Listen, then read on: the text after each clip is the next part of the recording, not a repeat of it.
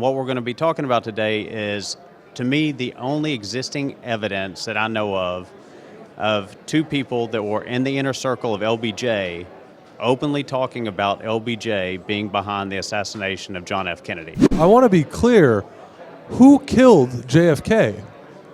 Okay, so this tape basically says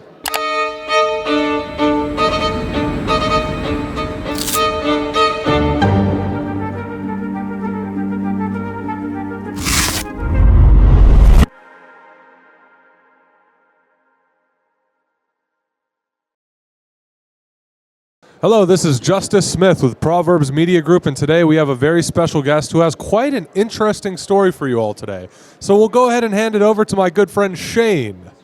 All right, Justus, thanks for having me on. Greatly appreciate it. Love your group and what y'all are doing. So, again, Shane Stevens, and my grandfather is Billy Saul Estes. So Billy Saul Estes, he was a big figure back in the 60s. And what we're going to be talking about today is, to me, the only existing evidence that I know of two people that were in the inner circle of LBJ openly talking about LBJ being behind the assassination of John F. Kennedy. Wow. Let's go ahead and get into it. Let's start from the top of this story and lead up to it. All right. So growing up in Abilene, Texas, one of my earliest childhood memories was going to pick up my granddad from prison. And that was in Big Springs, Texas. So we took an old beat-up limo out there, picked him up, and I was excited. I was happy to have my granddad back, and I was young. I mean, I was maybe 6 years old, something like that.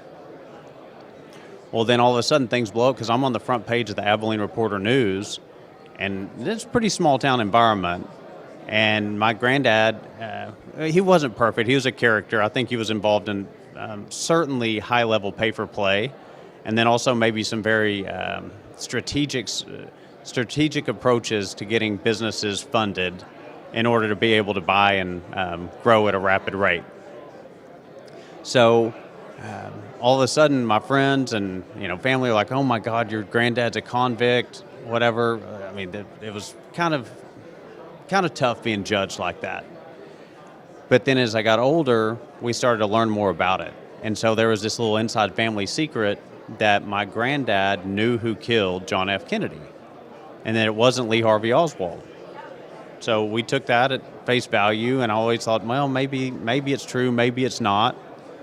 And then later we heard that my granddad had these tapes that he had recorded of Lyndon Baines Johnson, of other high-level people in the administration, and the only reason that he stayed alive and he didn't get killed off like a lot of other associates of LBJ was because he had these tapes.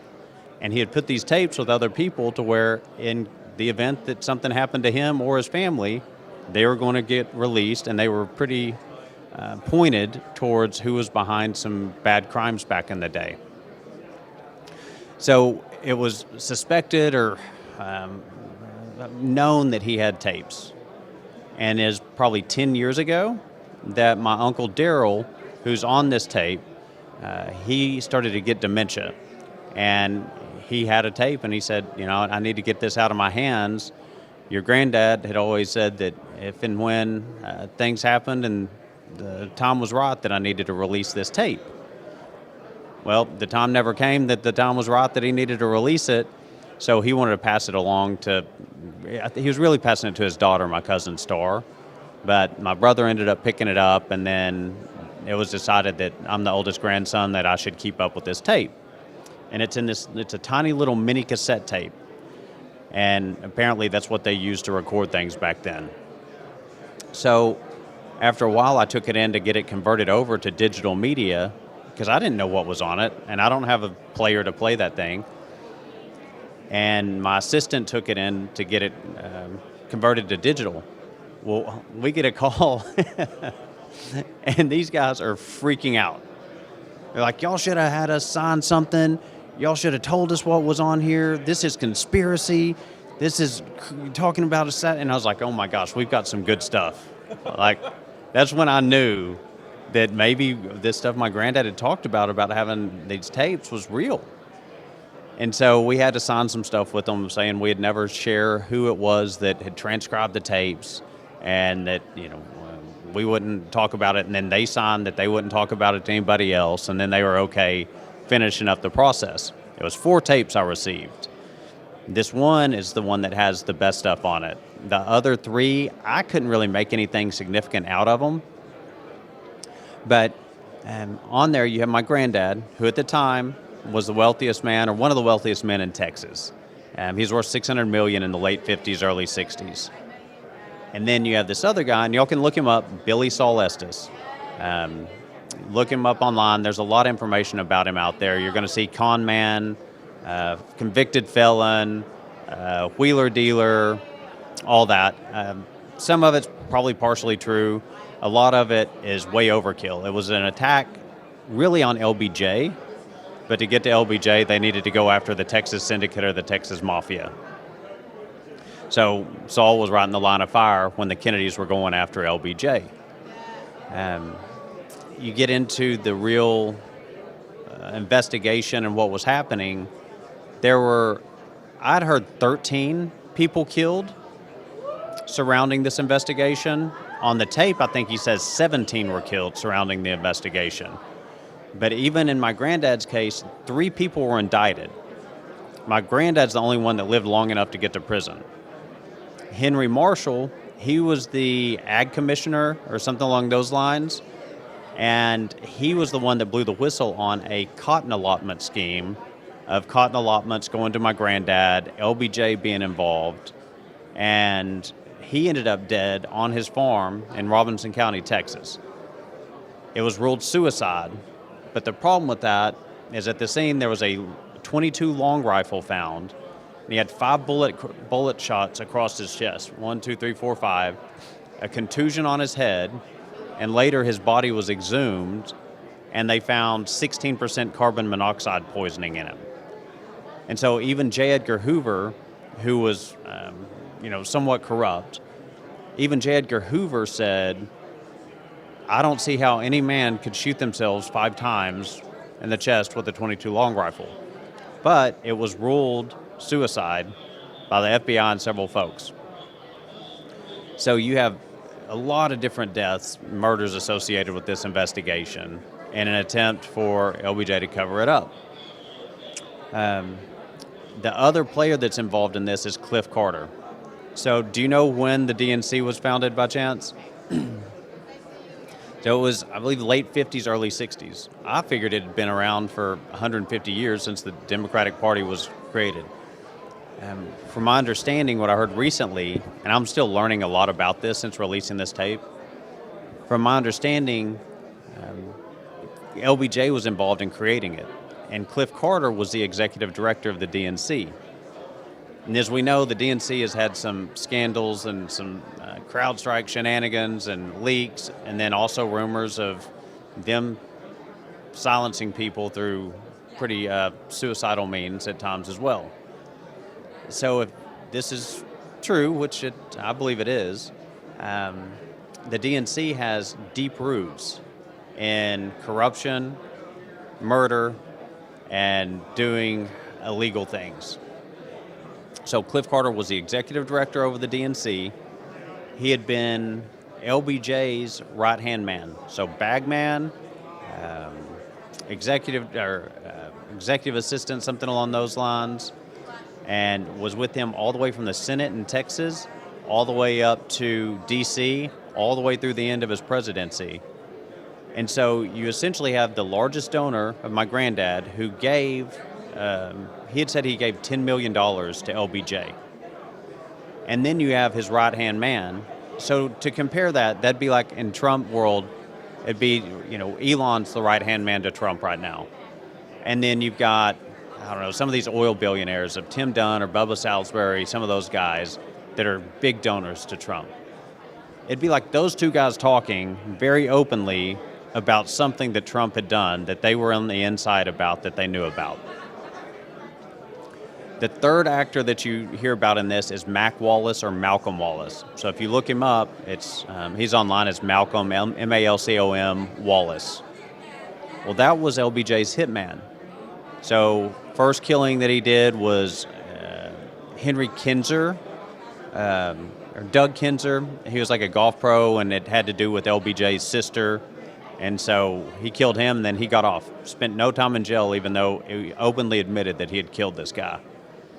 And then that spree just continued with Mac being LBJ's right-hand man to go get people killed whenever it needed to happen. So those are some of the names. There are also other names that are brought up on this tape. And I'll turn it over to you. Where do you want to go with it from here? I want to rewind a little further to the beginning. When you mentioned pay for play, I want to talk about how I want you to explain the way that works exactly in politics, the way that it's kind of this quid pro quo that can help people land contracts and help them rise. People like the Bushes, for example. Got it. Well, and obviously, it still happens today. So I'm from Texas. You know, we've got one high-level politician, and if you want big sums of money or anything from that politician, their spouse is a attorney. So you go to that attorney in that law firm. It's not going to be that specific person dealing with you, but it's going to be the firm. They represent you, and you pay them a bunch of money, and then you in turn get contracts from this office in Texas. Another high-level politician, minimum is $250,000 you pay in Texas, and then you'll get all the big state contracts that you want. So back then, it was a similar type of deal. So let's look at the grain storage contracts. There's a book out there that alleges that it was a fraudulent scheme to get these to my granddad. It wasn't necessarily a scheme, it was real simple. One of my relatives was in the car driving with my grandfather and LBJ, and LBJ said, look, I need you to get John Conley elected as governor, which John Conley did become a governor. And he said, if you will get him elected as governor, I'll get you grain storage contracts from the federal government. So my granddad was like, well, that sounds good. How many contracts are we talking about? What? He said, all of them. You have all the grain storage contracts. So my granddad went into high gear and helped get John Conley elected. On an interesting note, if you start to research and dig into the JFK assassination, there was a gentleman in the front seat of that car that got hit, and that was John Conley. So John Conley also got shot on accident, but he was part of LBJ's syndicate. So he was kind of there as an alibi to be like, you know, John Conley was there in the car with the president when he got killed. But my granddad ended up getting these big grain storage contracts because he helped to get John Conley elected in Texas. Wow. Okay, so I want to be clear. Who killed JFK? Okay. So this tape basically says Mac Wallace was the shooter. Sure good to see you. How's life treating you today? Well, Saul, it's been a pretty touch and go situation. Lyndon and I have had quite a few unpleasant words here lately over the deal with that he hired Mike Wallace to assassinate the president. It's been hectic in every way, but we've lived through it this far, and I guess we'll continue to do so. Or a shooter. It doesn't go into the additional details of who else was involved. You know, I've learned a lot about this, and there were more than one shooter. There was more than one shooter. There was somebody behind the fence on the grassy knoll, and there was somebody, allegedly perhaps Mac Wallace, in the book repository. There are JFK expert historians that will dispute that, and they'll say that Mac Wallace was not there. But according to this tape of the two top people closest to LBJ, Mac Wallace was at least one of the shooters on that day at the grassy knoll. I believe he was in the repository. There is some alleged proof that he was up there, and that proof had supposedly been destroyed to basically clear him and get him off from that. But it seems like the FBI was, or the CIA was involved, and that was over the Bay of Pigs deal. They were frustrated with Kennedy. The mafia, you know, Jack Ruby, he was a known mafia associate, and supposedly, I think he had a terminal cancer, diagnosis, and so he was going to be dying anyways. So he was the perfect guy to deal with the patsy of Lee Harvey Oswald. There's a video on YouTube about a gentleman named James Files, and James Files is basically saying he was affiliated with the mafia, and he went down and he's saying he was the shooter behind the fence, behind the grassy knoll. So, best I can tell, Mac Wallace and James Files, and I'm not a interrogator, I can't tell, but to the best of my knowledge, best of my perception, that James File guy looks like he's telling the truth on that YouTube video. I want to also talk about the fact that you having these files and releasing them, that you've put yourself at peril and feared the possibility of death threats. Could you get into that? Yeah, absolutely. And that's kind of been a family secret, misnomer, concern, that if anybody ever found out we had these, that we could get killed. Or if we release them, you can get killed. I have not had any death threats. I have had security at times, just to make sure that if something happened, then we'd be hopefully okay. But nothing's come of it at this point. And what I've been told by a few of the folks that are kind of in the know and that 1,000% believe what's on this tape is they are so hardcore on the run right now and on their heels that they're not even worried about what they did 60 years ago. They're worried about what they did in the last year and a half, last 4 years. And so, like right now, we kind of have a free pass to share the truth and get it out there. And, time will tell. We'll see what happens, but we kind of stay locked and loaded down in Texas, if you know what I mean. So maybe I could no, I won't say it. Never mind. We'll see how it turns out. Well, I'll be praying for you and your family. I think it's admirable, it's courageous, it's respectable, and it's illuminating. And I think what you're doing is a great civic duty, and you're being a great American patriot. So thank you for everything you're doing. Thank you for sharing the truth with all of us. And I look forward to being able to help you get this story out there. Thank you, Justus. Thank you for having me on. Thank you for what you guys are doing. You're a great host. I appreciate it. Thank you very much. Cheers. Cheers.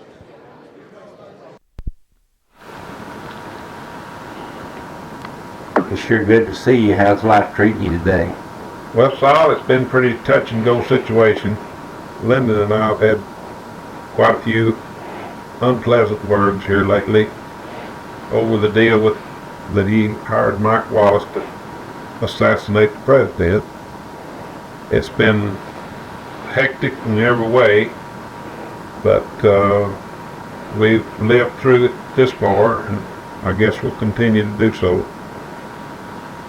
Lyndon should have never issued that order to Mike, but we've had our differences, and I'm a true blue to Lyndon, as I've always been, and tried to carry out every order that he never given me.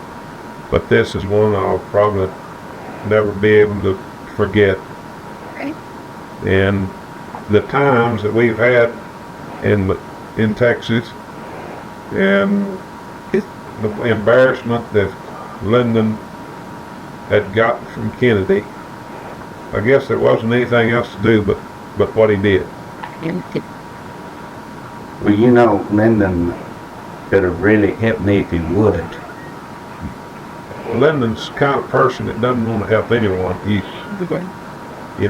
all for Lyndon, and that's the way it's pretty much always been.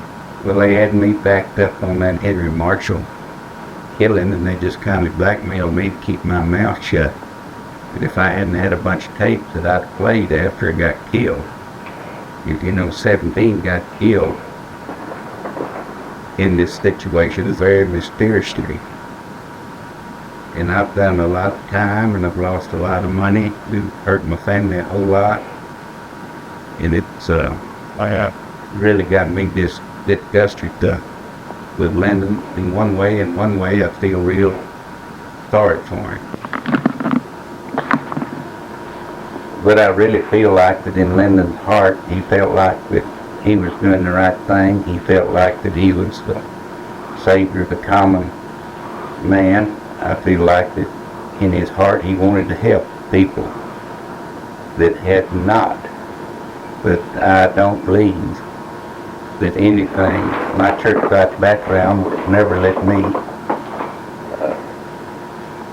sanction all the killing that he has done. What do you think about it, That's your discussion. Cliff? Do you really believe that it could have been handled anyway without killing all these people and got rid of the candidates? You think he won the election against him? Well, I don't really believe so. He tried desperately to do just that, and there didn't seem to be any other way. And I know that he regrets a lot of things that he has done, but still, it's been a battle from day one. I can excellent. Well, Darrell, I sure do appreciate all the things that you've done for us, and I appreciate the trust that I have in you. Bet, anytime.